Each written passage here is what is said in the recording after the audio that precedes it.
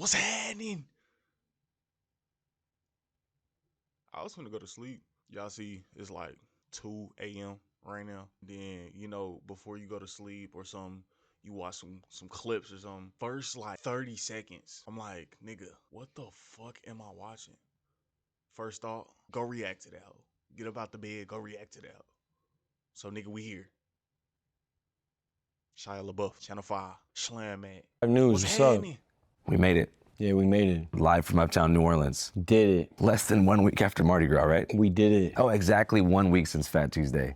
Bro, the fact that you're still talking, didn't you have a voice problem earlier? Yeah, I had a voice problem. What was the voice problem? Bro, somebody in the comments, hold on.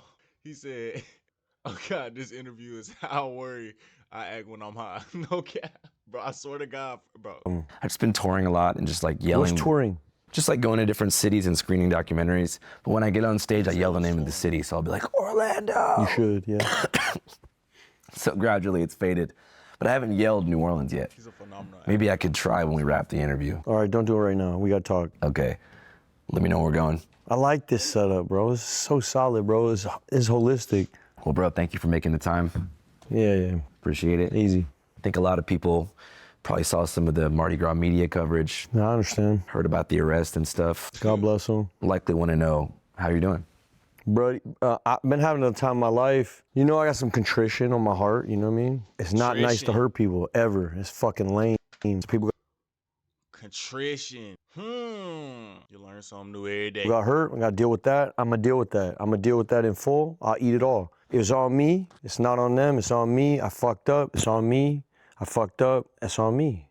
Definitely. Yeah. So you take responsibility for 1000%. We're not gonna play games. Yeah. But I had a great time. Whoa. What's that? I just built a budget.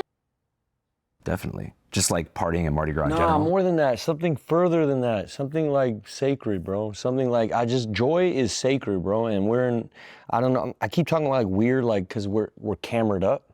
So I'm thinking I gotta talk for a big audience. I'm gonna talk for me. Let's start over. Click.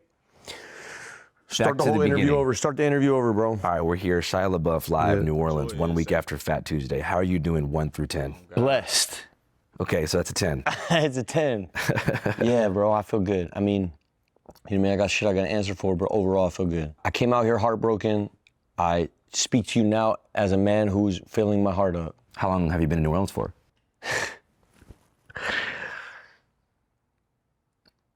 14 days, 12 days. So did you come down like for Mardi Gras or you came down like as a planned move? No, so the fires happened in Pasadena. My dad was in Vietnam. He's got Agent Orange. His whole shit, he can't breathe. So he had to get out of Los Angeles. So when the fires happened, we all evacuated. My pops was like, I'm never going back. Set it up over here. We got family in Appaloosa and Abbeville, Covington, Mandeville. Like LaBeoufs are a name out here. Like they matter out here. You know, there's like LaBeouf parks and LaBeouf cemeteries. There's 3 brothers that really mattered out here. You know, there's like LaBeouf Covington, Mandeville. Like LaBeoufs are a name out here. The fuck? What the fuck?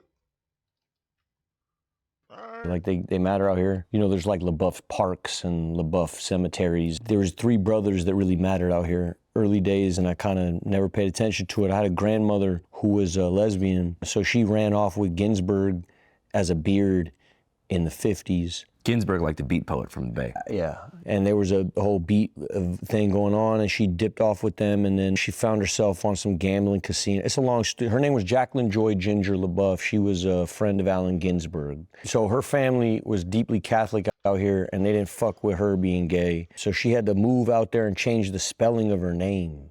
So LaBeouf out here is L-E-B-O-E-U-F, and my name is L-A-B-E-O-U-F, and that's because of her.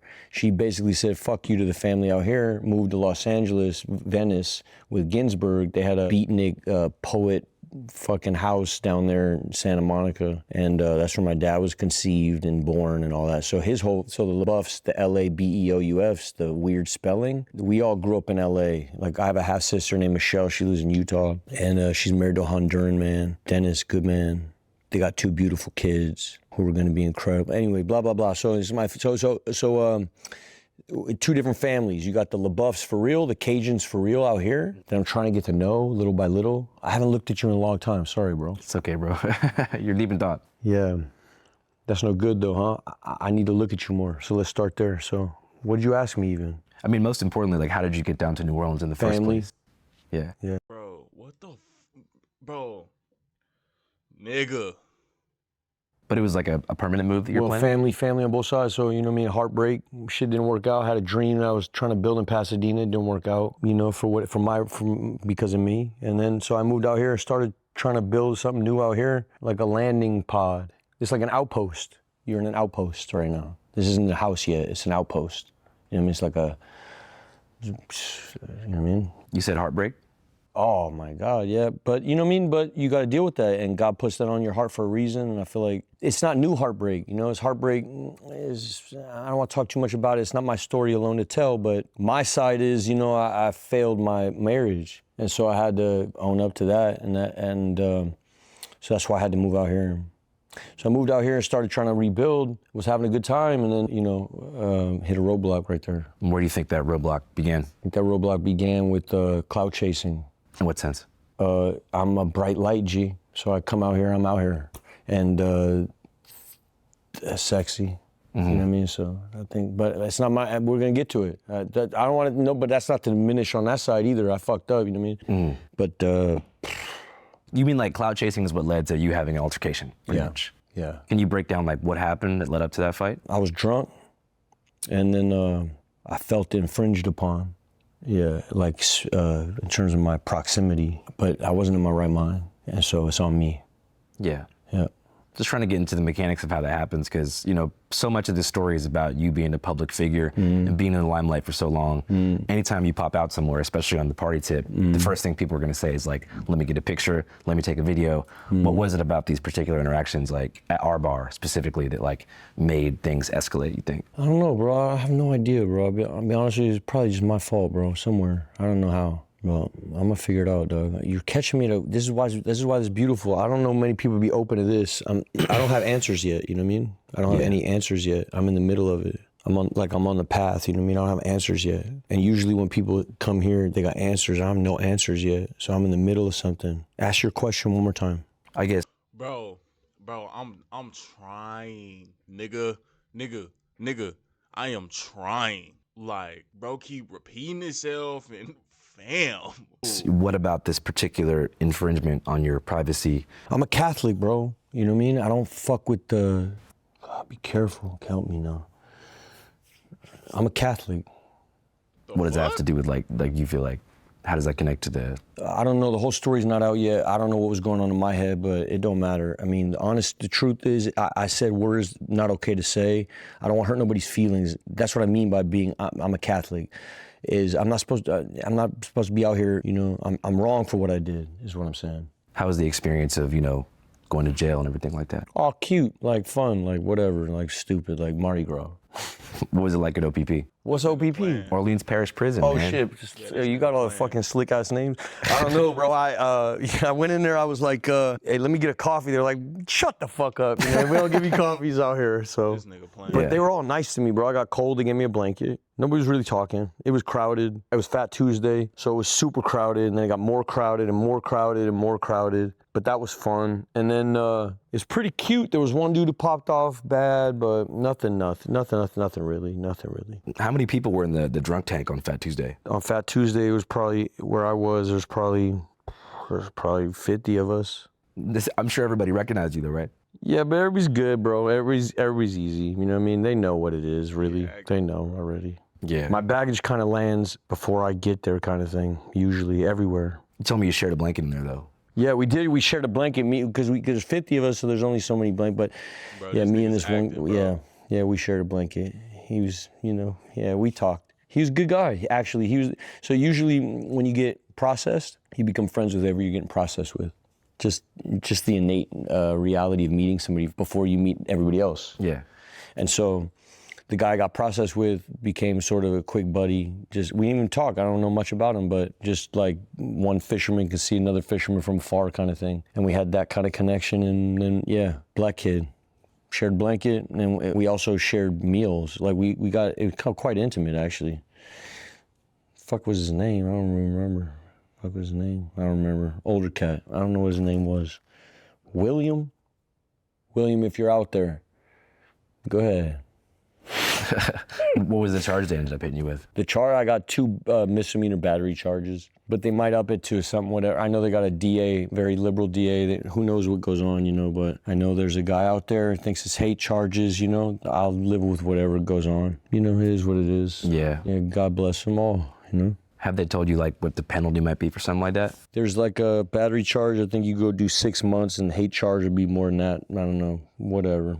I don't know what it is. I gotta do whatever it is. I'll do whatever it is. It was no good, bro. My behavior's dirty, ugly, disgusting, so I gotta eat it, you know. Yeah. I know that whenever we first started talking, it was kind of on like the program tip in the AA recovery world. Yeah, that's when we met. How long like were you sober for? I had like 9 months, I think. I had done kava. You know what kava is? Yeah, like the Polynesian version of beer, but it's not alcoholic. Yeah, it's kava. It's like some root drink, some kava. So some kava shop opened up in Pasadena. I started drinking kava like probably 9 months ago. So my sobriety ended there. 9 months. So I had 9 months, but that was, 9 months ago. So I've been off for 9 months, like out of it, searching in and out, putting it down, picking it up, reading books, sponsorship, all of it. I'm more just wondering, like, before, in general, like, what was the longest sustained period of sobriety? Probably 2 years. I was probably sober for a year before the birth of my daughter into a year of my daughter's birth, and then life became life, and then kava. Damn. Yeah.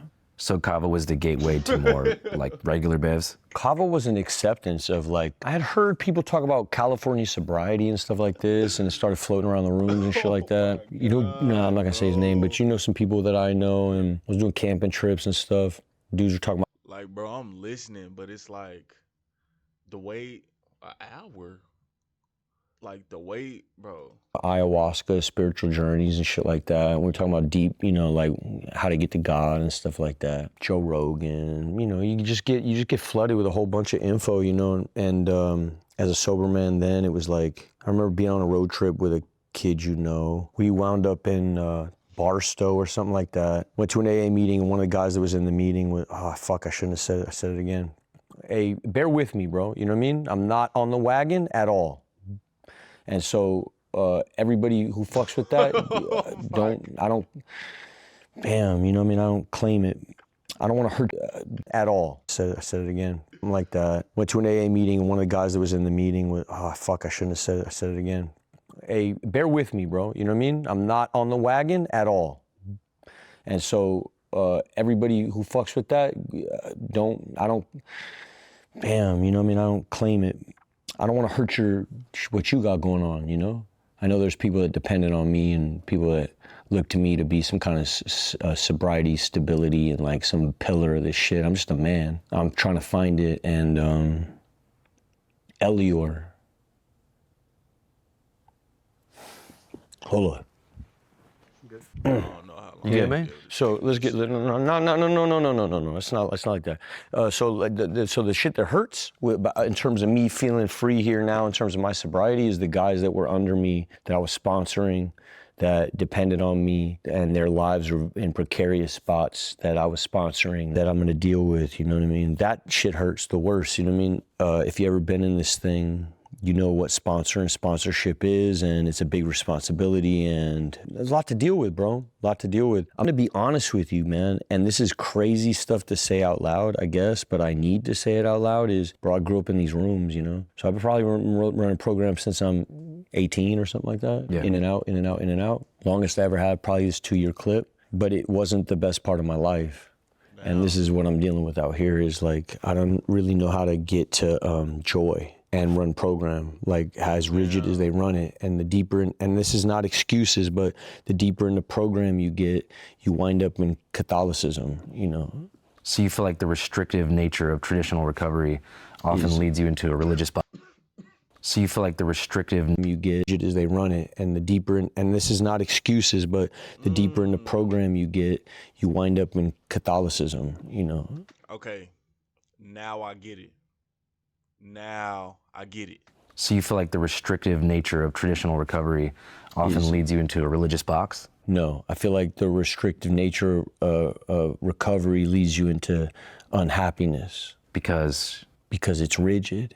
And you feel like you're missing out on something. And there's a mysticism, there's a mystery that's inherent to health. Because you feel like the rigid nature of it makes you feel like you're depriving yourself of something. Yeah. And that would be the breadth of human experience. Yeah. Right. Which is joy. Which is not just joy. I know program dudes that experience the joy I'm talking about. I remember how it first came in. There's a different kind of joy I'm talking about. I'm talking about a different kind of unhinged, maniacal joy. I'm not talking about giggles or like, I'm talking about freedom. I'm talking about complete, something like freedom. Freedom of this. Oh, I get it. I get it. It's talking about freedom of the soul, bro. This nigga's talking about freedom of the fucking soul, bro. He's talking in fucking parables. Now I get it. Existential, like something further than just like some giggle, like the normie joy. Like flying on the highway. Like what? Yeah. On a motorcycle. No, further. Okay. Further than that. I'm further than that. Is what Mardi Gras is. So it's like a chaos therapy? No, it's, can I read something to you? Yeah. You fuck with G.K. Chesterton? I don't know who he is, but I sound like I fuck with him. So G.K. Chesterton, this is big OG stuff, yeah? He's a real bandito in this thing. Yeah, go, do whatever you want.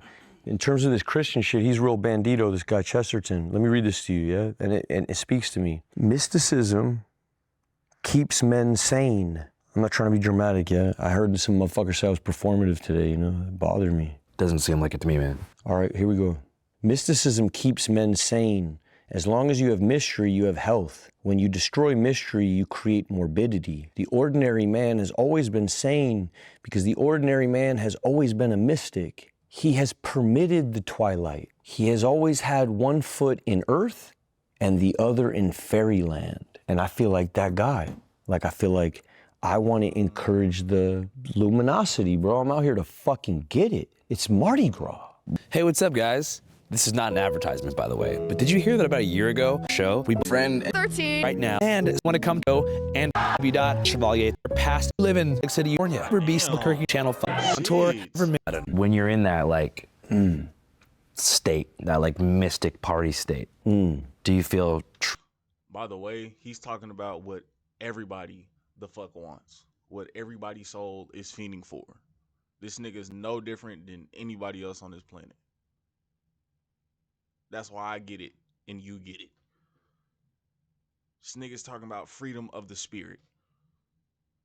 Not doing outlandish shit, but just True joy. I feel connected. You know what I mean? I feel connected to people. I take a bunch of pictures like I'm a golden retriever or a governor or something like that because I like what it does for people's lives. I remember trying to get Mike Piazza's autograph, motherfucker. You know what I mean? For my whole life, Mike Piazza. Were you waiting outside the fence? Every day, this guy, bro. We used to go to Dodger games. Big Brothers program used to give these tickets out. You go fucking Dodger game. Me and all of them dudes would be sitting in the parking lot. Brent Butler always signed. Hideo Nomo always signed. Mike Piazza.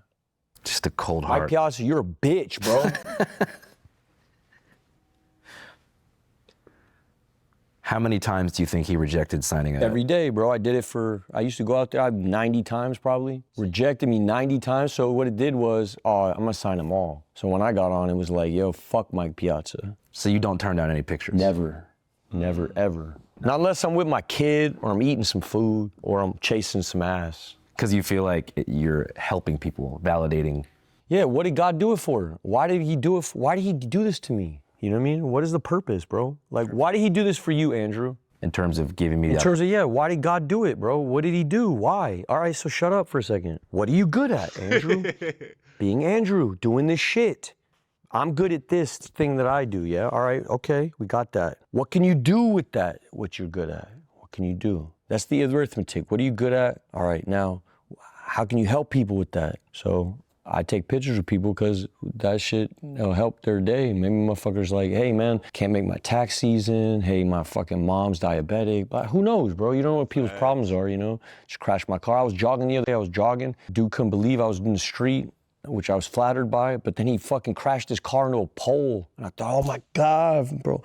Bro, this shit's so fucking refreshing. How do you help that guy? How much of your life have you been living like this for in terms of people taking pictures with you, like living as a public figure? Did it start when you were 18 or was it younger than that? Man, I was on Even Stevens shit was like popping hard. If you were a broke kid in America, everybody watched Disney Channel and Nickelodeon, you know what I mean? It was like everybody would just sit at home and watch that thing. So I grew up with everybody. We all grew up together and that's what it is. So I know what that is. It'd be like me running into Will Smith. Give me a picture. I grew up with you. You owe it to me. You're my uncle. That's how I feel about Will Smith too. He's my fucking uncle, bro. It doesn't matter what I don't give a shit. It's my fucking Uncle Will. Like everybody else in America, don't act like, you know, it's just what it is. So I'm in this weird category of, I have this familiarity with people and yet I'm trying to do this artist thing and yet, but it's deeper than that because it's like family. You meet people, they don't give a fuck about art. People just want to hug you because they're your cousin in a weird way. It kind of goes back to something you mentioned earlier, which is like, you know, there are people who like cross boundaries as a public figure, but then you also want to please people. Yeah. So how do you walk that line? Well, you got to be authentic or, you know, otherwise you go to hell, which, you know, I don't want to speak too much about it, but I know intimately about people around me, you know what I mean? You got to keep it authentic, I think. And I think, you know, I'm Robin Hood, kind of. I don't know. I've always been kind of, I don't know, man. Maybe it's like I got this Grey Goose sneaker soul. Does that make sense? No. Do you know what Grey Goose sneaker is? Yeah, because like most like celebrity and artists and it's clear as day. Ego is at an all-time high, nigga. And this is what this nigga is counteracting. This is what this nigga is saying. No, I just Fake dirty sneaker. They're kind of like They're like Starburst. really Down to wealthy, earth, bro. fake dirty sneakers. No, I didn't know about this. I don't know, something about it feels too close to home for me to ever wear, but so intrinsically true. I grew up poor and then I got rich as This fuck is crazy. early, you know? Rich to me was $8,000 a week, which is what I was getting paid on Even Stevens. That's crazy, fucking stupid money, bro. Yeah. You're rich. So for me, I never thought about money again after $8,000 a week. I thought, I am fucking balling. Everybody quit their jobs. Everybody got houses. So that alters your perspective. You grew up in Echo Park? Echo Park before that. And then we couldn't afford to stay in Echo Park. When the riots happened, Echo Park changed. The police force dissolved. There was a whole Rampart Division police. The whole Echo Park I knew disappeared. And it was replaced by Echo Park Now. Hipsters. I'm not gonna say nothing, but it's different. And it lost whatever was there before. And there's pockets, but a lot of us moved to Boyle Heights. A lot of us moved to Bakersfield. A lot of us moved to Tahunga, Sunland, Reseda. If you had a little scratch, you made it to Burbank. You know, that was like Beverly Hills for the people that got pushed out of Echo Park. And so we went to Bakersfield first, and then my dad was in Tehachapi. He had to go to prison. That's why we were in Bakersfield. My dad went to Tehachapi for a while. My mom was selling fabric out of Bakersfield, made some scratch, moved us closer. We wound up in Sunland, Tahunga, and that's where I sort of grew up there, like from 9 to getting on, 8 to 9. So it really was like a luck of the draw thing or just talent randomly? No, I won the lottery. What the fuck is talent, Andrew? I won the lottery, fool. I completely won the lottery. Dude, I won the lottery. I won a scratch off. It's like that. It's like I won a scratch off lottery. There's no such thing as talent at all. Do you believe in talent? Yeah. Tell me. I think as an interviewer, like listening is a talent. But I do look back at certain things. That's a skill. Okay, so talent would be like juggling, or which is also a skill. Being able to exhale for 2 minutes straight without which inhaling. is also a skill. So then, by that criteria, I guess there's no talents. Correct. There's only push-ups. So the Even Stevens thing just hit random. No, it didn't hit random. I was prepared for the moment. My dad was a hustler. He was taking me to comedy clubs all the time. I was talking shit to adults all the time. When I got to meet a casting director, I knew how to talk shit to adults. So you kind of were molded by your upbringing to be in a position to do something. I did enough push-ups. And you said you first got into the rooms around 18. The AA rooms? Yeah. No, my dad grew up in the room. I learned how to smoke cigarettes in AA rooms. My dad was in AA when I was, before I ever got on. My dad was a junkie my whole life, so then, and God bless him, the fool ain't no more. For real. Yeah. He's clean, I'm not. G shit, bro, G shit. Go ahead, Dad. What do you think has been like behind your decision to get sober every now and again? Usually, I've been forced to get sober by the court system usually, and then women get scared, you know, so then you gotta stay sober for the girl. So you feel like most of your decision to like lay off the drinks was external factors? Yeah, the business, the job, holding on to the career, holding on to the girl, holding on to family, holding on to fear and all the shit, people around you. You know what it is when the walls close in. You just want to calm it down. So you make a bunch of decisions that are inauthentic because you just want to calm everything down. Especially when you provide for other people. Especially when you're the race. Oh shit. Oh shit.